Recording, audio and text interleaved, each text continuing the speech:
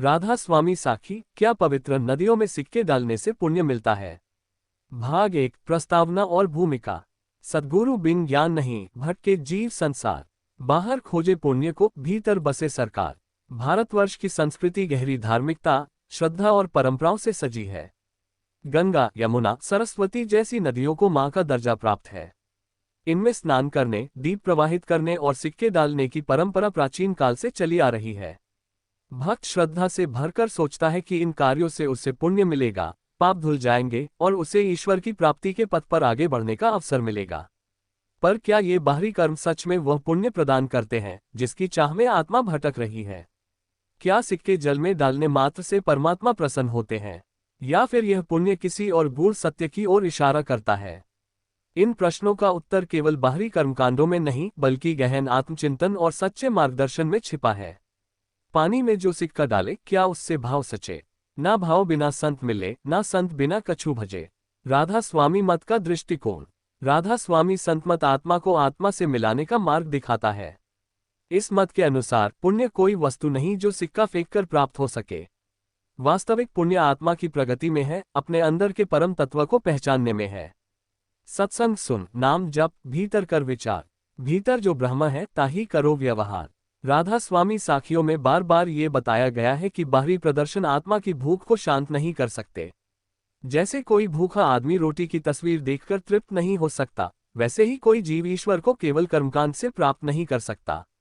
पौराणिक पृष्ठभूमि और सिक्कों की परंपरा। पुराणों और स्मृतियों में वर्णन मिलता है कि दान, तीर्थ यात्रा और पुण्य कर्म जीवन को पवित्र करते हैं। गंगा को भागीरथ ने तब से धरती पर लाया और तब से यह मोक्षदायिनी कही गई। सिक्के डालना श्रद्धा का प्रतीक बन गया, परंतु यह मूल भावना धीरे धीरे एक यांत्रिक परंपरा में बदल गई। भाव बिना जो भक्ति करे, तिसकी भक्ति अधूरी। जो बिना छाया तरु खड़ा, सुखद न हो दूरी। भाग 2, परंपरा, इतिहास और वैज्ञानिक दृष्टिकोण। सच के सागर में जो डूबे, वही पाए मोती। झूठी रीति न लाज आवे, खो बैठे जीवन ज्योति। 1, सिक्के डालने की परंपरा कहाँ से आरंभ हुई? भारतवर्ष में जब जब मनुष्य की चेतना धर्म के प्रति जागृत हुई, तब तब उसने अपने भावों को किसी प्रतीक के माध्यम से व्यक्त किया। गंगा, यमुना, सरस्वती जैसी नदियां जब मां कहलाने लगी, तो श्रद्धालु भावावश जल में कुछ चढ़ाने लगे। ये चढ़ाना धीरे धीरे दान का स्वरूप लेने लगा, जिसमें धातु के सिक्के प्रमुख बन गए। प्राचीन काल में सिक्के तांबे, चांदी या जस्ता मिश्रित होते थे। उन धातुओं के पानी में जाने से जल की गुणवत्ता पर कुछ प्रभाव पड़ता था, जैसे तांबा जल को शुद्ध करता है। यह एक वैज्ञानिक कारण था, पर यह कारण कब परंपरा में बदल गया, इसका अनुमान लगाना कठिन है। धातु से पावन ना होई, मन पावन हो तब जान। सद्गुरु जो समझा देवे, वही असल पहचान। 2, वैज्ञानिक दृष्टिकोण से सिक्के डालने का कारण। आधुनिक वैज्ञानिकों का मत है कि तांबे के सिक्के जल में डालने से बैक्टीरिया की वृद्धि पर नियंत्रण होता है। पुरानी सभ्यता में पुलों और घाटों के पास तांबे या चांदी के सिक्के छोड़ना एक जल शुद्धि क्रिया थी। परंतु समय के साथ यह आध्यात्मिक उद्देश्य से जुड़ गया और फिर लोग सोचने लगे कि सिक्के डालने से पुण्य मिलेगा। 3, राधा स्वामी मत का कथन। राधा स्वामी संत मत कहता है, दिखावटी धर्म न साचे, ना फल दे ना चैन। भीतर खोजो राम को, बाहर सब बैरगैन। ये संतमत हर उस परंपरा को प्रश्न करता है जो आत्मा को परमात्मा से दूर रखती है, केवल बाह्य रूप में उलझा देती है। संत तुलसी साहिब, जिनसे राधा स्वामी मत की धारा प्रेरित मानी जाती है, कहते हैं, ग्रेटर दैन नदी पार उतरन को साधन नाव नहीं है ठोस। गुरु बिना जो तरना चाहे, पत्थर बांध जोश। अर्थात बिना सच्चे गुरु और आत्मचिंतन के केवल नदी में सिक्के डालकर कोई पार नहीं हो सकता। भाग 3, भ्रम और सच्चा पुण्य। बाहरी रीति के जाल में फंस गया ये जीव, सद्गुरु बिन ना खुले कर्मों का ये पीव। 1, सिक्के डालने से जुड़े सामान्य भ्रम। लोग अक्सर यह मानते हैं कि नदी में सिक्का डालने से पाप धुल जाते हैं, जल में दान देने से पूर्वजों को शांति मिलती है, सिक्के जितने अधिक उतना पुण्य अधिक। गंगा या यमुना जैसी नदियों में कुछ भी चढ़ाने से ईश्वर प्रसन्न हो जाते हैं। इन विश्वासों ने लोगों को बाहरी कर्मों में इतना उलझा दिया है कि वे असली आत्मिक सुधार और ईश्वर साक्षात्कार से दूर हो जाते हैं। धोए तन को बार बार, मन रहा जस का तस। बिन मन निर्मलता के, ना सधे प्रभु पास। 2, पुण्य का सच्चा अर्थ। राधा स्वामी मत कहता है, ग्रेटर देन पुण्य वो जो मन को जीते, वासना को तजे। हरि नाम में रंग जाए, गुरु चरणन सजे। इस मत में पुण्य का अर्थ केवल दान या तीर्थ नहीं है, बल्कि आत्मा की उन्नति है। जब कोई जीव मन को वश में करता है, बुरे कर्मों को त्यागता है, सच्चे सद्गुरु की शरण में जाता है और नाम का अभ्यास करता है, तभी उसे असली पुण्य की अनुभूति होती है। 3. प्रेरणादायक साखियां। साखी 1। एक बार एक व्यक्ति गंगा में हजारों सिक्के डाल रहा था। एक संत वहां आए और बोले, बेटा, यदि तुम्हारे सिक्के से पुण्य मिलता तो गंगा अब तक सोने की हो जाती। पर क्या तुम्हारा मन भी निर्मल हुआ? वह व्यक्ति चुप हो गया और रोने लगा। तब संत ने उसे नामदान देकर सच्चा मार्ग दिखाया। साखी 2। एक वृद्धा गंगा किनारे बैठी थी। वह कुछ नहीं चढ़ा रही थी, बस आंखें बंद करके हरि का नाम जप रही थी। लोग बोले, कुछ चढ़ाओ मां, पुण्य मिलेगा। वृद्धा बोली, गंगा मां तो सबका कल्याण करती हैं। मैं उन्हें अपना सच्चा प्रेम चढ़ा रही हूं जो कभी ना डूबे। भाग 4। पवित्रता का सच्चा स्वरूप।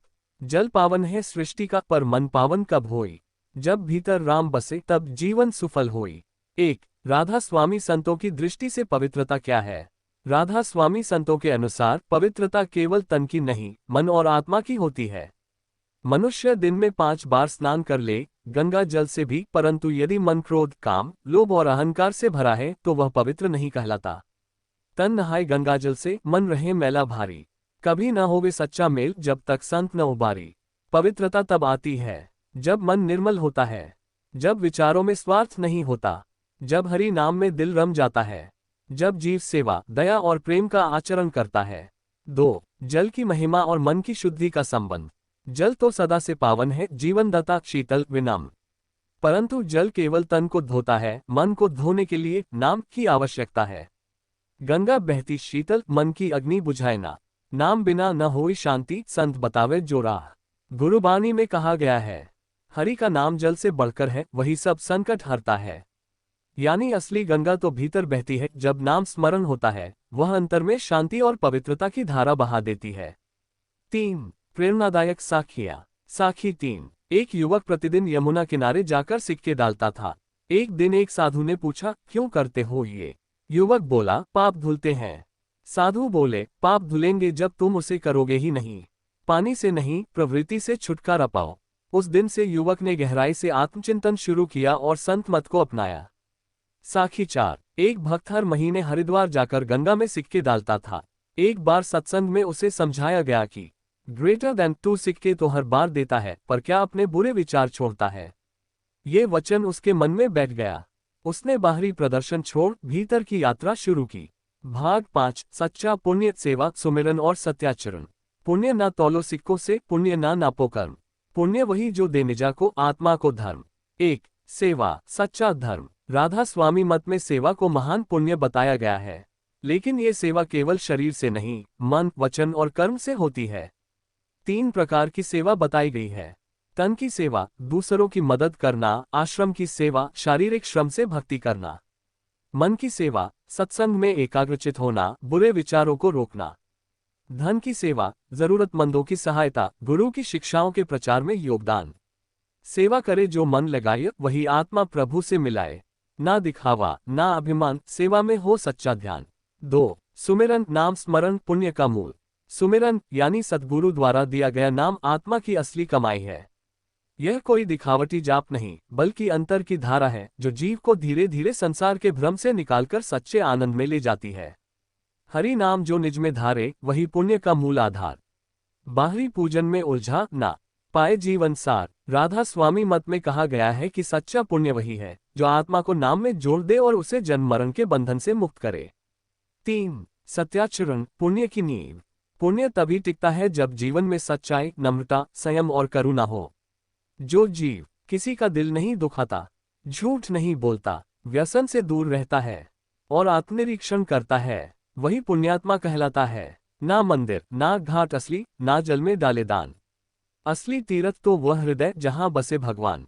भाग 6। आत्मा का गंतव्य और गुरु की कृपा। गुरु बिना गति नाही, सद्गुरु ही पतवार।